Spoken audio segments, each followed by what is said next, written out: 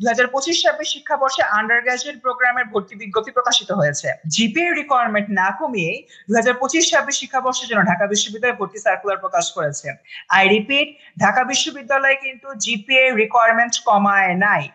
আমরা যদি এই ভর্তি বিজ্ঞপ্তি দিকে একটু তাকাই, এখানে আমি দেখতে পাবো সুন্দরভাবে বলে দিচ্ছে 2020 সন থেকে শুরু করে 2023 সন পর্যন্ত মাধ্যমিক বা সমমান অর্থাৎ এসএসসি পরীক্ষায় যারা এই সময়ের মধ্যে পাশ করেছে এবং 2025 সনের উচ্চ মাধ্যমিক অর্থাৎ এইচএসসি পরীক্ষায় যারা উত্তীর্ণ হয়েছে এবং ঢাকা বিশ্ববিদ্যালয়ের বিভিন্ন ইউনিটের ভর্তির জন্য নির্ধারিত শর্ত পূরণ করেছে অর্থাৎ জিপিএ রিকোয়ারমেন্ট ফিল আপ করেছে, শুধুমাত্র তারাই 2025-26 শিক্ষাবর্ষে ঢাকা বিশ্ববিদ্যালয়ের আন্ডার গ্রাজুয়েটের জন্য আবেদন করতে পারবে।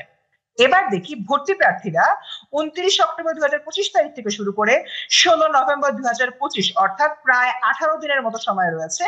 এর মধ্যে ঢাবির যে ওয়েবসাইট রয়েছে admission.eis.du.ac.bd এর মাধ্যমে অনলাইনে আসলে আবেদন করবে। এবার দেখি আমার ইউনিট ভিত্তিক রিকোয়ারমেন্ট গুলো কি। যেটা বিজ্ঞান ইউনিট অর্থাৎ হলো এই ইউনিট রয়েছে, এই ইউনিটে যতগুলো ডিপার্টমেন্ট আছে সেগুলো নাম এখানে দেওয়া রয়েছে। এখানে আমি দেখি কি বলছে।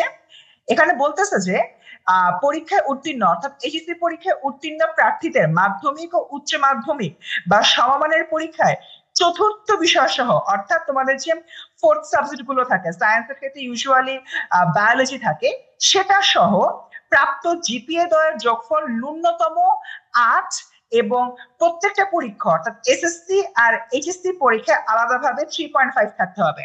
অর্থাৎ তুমি যদি এসএসসি তে 3.5 পাও, এইচএসসি তে 3.5 পাও, তাহলে তুমি পরীক্ষায় বসার প্রথম যে শর্ত সেটা ফিল আপ করতেছো।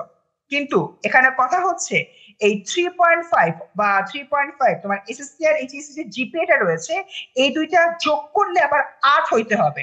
তার মানে তুমি এসএসসি তে 3.5 এইচএসসি তে 3.5 ধরতে পারো যে ঢাবির জন্য তুমি অ্যাপ্লিকেবল, বাট আসলে না। সেক্ষেত্রে কিন্তু 3.5 আর 3.5 যোগ করে কিন্তু 7 হচ্ছে। তোমার মোট জিপিএ চেয়েছে 8, অর্থাৎ তোমার এই জিনিসটা মেনটেন করতে হবে। এসএসসি আর এইচএসসি তে অ্যাটলিস্ট 3.5 পেতে হবে এবং দুটোর যোগফল তোমার 8 পেতে হবে। এটা আমাদের অবশ্যই মাথায় রাখবো। তবে উচ্চ মাধ্যমিক ও মাদ্রাসা শিক্ষা বোর্ডের মানবিক ও বাণিজ্য শাখার শিক্ষার্থীরাও এই ইউনিটে ভর্তির জন্য আবেদন করতে পারবে। সেক্ষেত্রে আমার উভয় ইয়াতে অর্থাৎ এসএসসি আর এইচএসসি তে অ্যাটলিস্ট 3 পেতে হবে এবং ন্যূনতম আমার যে যোগফল হবে, যোগফল হতে হবে কি 7.5। অ্যাটলিস্ট 7.5 না হলে মাদ্রাসা বোর্ডের শিক্ষার্থীরা এখানে আসলে অ্যাপ্লাই করতে পারছে না। এবার দেখি ঢাকা বিশ্ববিদ্যালয়ের বি ইউনিট অর্থাৎ কলা আইন সামাজিক বিজ্ঞান ইউনিট। এখানে হলো কি আমরা কি দেখতে পাচ্ছি, এখানে দেখি যে এসএসসি এবং এইচএসসি তে চতুর্থ বিষয় সহ আমাদের ন্যূনতম যোগফল 7.5 হতে হবে এবং প্রত্যেকটাতে আলাদাভাবে 3 করে থাকতে হবে। অর্থাৎ এসএসসি তে জিপিএ অ্যাটলিস্ট 3 থাকবে, এইচএসসি তে জিপিএ অ্যাটলিস্ট 3 থাকবে এবং দুইটার যোগফল আমার আবার 7.5 হতে হবে। সো আমার দুইটার যে যোগফল রয়েছে 3 আর 3 যোগ করলে 6 হয়। 6 পেলেও আসলে তুমি ঢাবির জন্য অ্যাপ্লিকেবল না, তোমার দুইটার যোগফল অ্যাটলিস্ট 7.5 পেতে হবে। ওকে, সো মোটামুটি এখানে এতটুকুই। এরপরে দেখতে পাচ্ছি যে তোমার এই ক্ষেত্রে মাদ্রাসা বোর্ডের যে শিক্ষার্থীরা রয়েছে তারাও এই ক্ষেত্রে তোমার অ্যাপ্লাই করতে পারবে, বাট ওদের জন্য আলাদাভাবে ন্যূনতম 3.5 করে থাকতে হবে এসএসসি আর এইচএসসি তে, আর হচ্ছে গিয়ে তোমার টোটালে থাকতে হবে 8 মার্ক। যারা হচ্ছে মাদ্রাসা বিভাগের বিজ্ঞান বিভাগের শিক্ষার্থী রয়েছে তাদের জন্য, আর যারা বাণিজ্য বিভাগের শিক্ষার্থী রয়েছে তাদের জন্য হলো কি 3 করে ন্যূনতম 7.5 এখানে আসলে পেতে হবে। এরপর থেকে ব্যবসা শিক্ষা ইউনিট বা সি ইউনিট, এই সি ইউনিট আন্ডারে কোন কোন ডিপার্টমেন্ট রয়েছে এগুলো এখানে বলা আছে, বাট এটা রিকোয়ারমেন্টটা কি? রিকোয়ারমেন্টটা হচ্ছে এসএসসি আর এইচএসসি তে চতুর্থ বিষয় বা ফোর্থ সাবজেক্ট সহ প্রাপ্ত জিপিএর যোগফল ন্যূনতম 7.5 হতে হবে।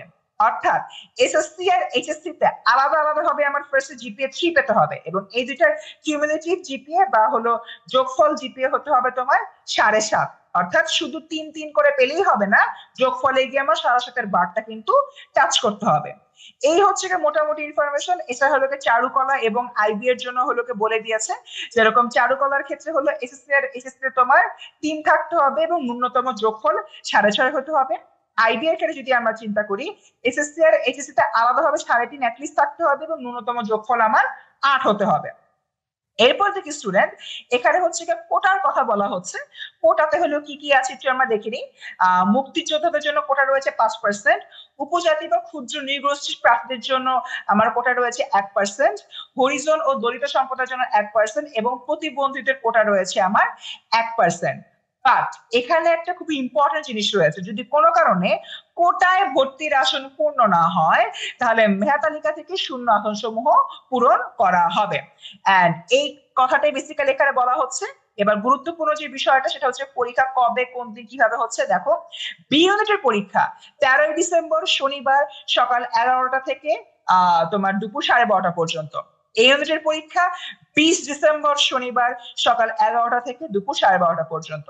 সি ইউনিটের পরীক্ষা 6 ডিসেম্বর শনিবার সকাল 11টা থেকে দুপুর 12:30 পর্যন্ত।